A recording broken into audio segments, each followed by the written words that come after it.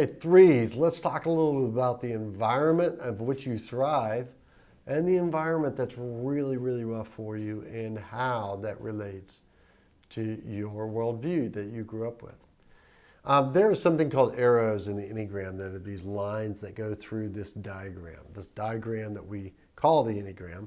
And a 3 goes up to a 9 and over to 6. And it shows you how the different flavors of the different styles you pick up as you are under stressful or relaxed conditions. So under relaxed conditions, a 3 usually picks up the high side of a 6. Things are going good, and they're able to be loyal to people no matter what. Be honest, they expose their mask because they're relaxed. Makes sense. On the other hand, under stressful environments, they start worrying, how am I going to win? How am I going to win? And if it's tough to know how to win, then you get apathetic. Well, I'm not going to play the game at all.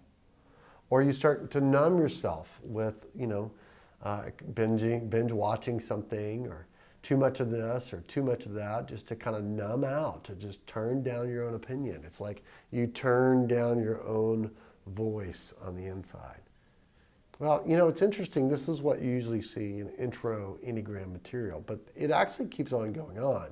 It'll explain you actually pick up the high and low side of these same styles under the same circumstances, but not based on your circumstances, but how you're doing within those circumstances. For example, under relaxed conditions, you could pick up the shadow side of the 9, becoming indecisive. Like, I don't know, maybe I'll pick this, or maybe I'll pick this, or maybe I'll pick this, or maybe I'll pick this, and you can't decide.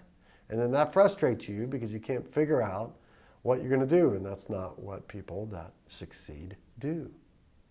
On the other hand, you can pick up, actually in stress, the high side, the gold of a 9. You can learn to be and not just to achieve. You can learn to just be content.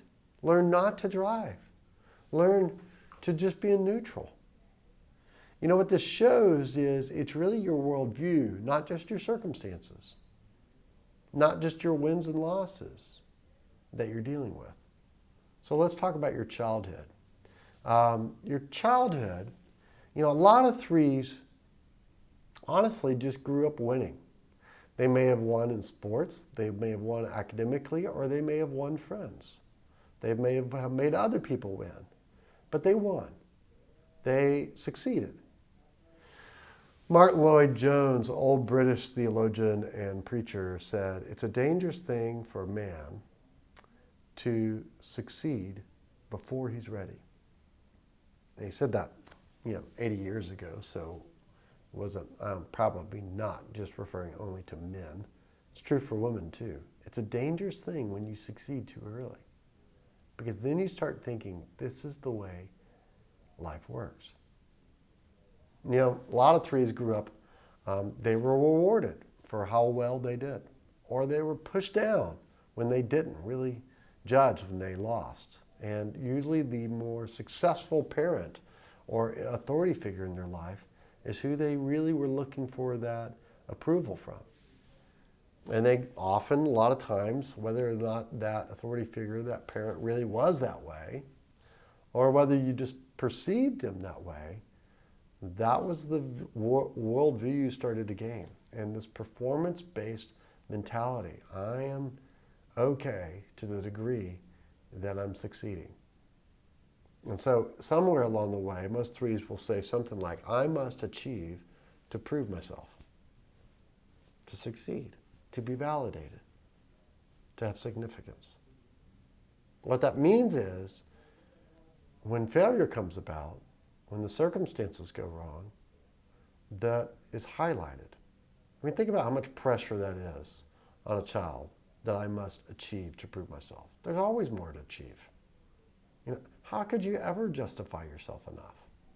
How could you ever validate yourself enough? How could you ever succeed enough?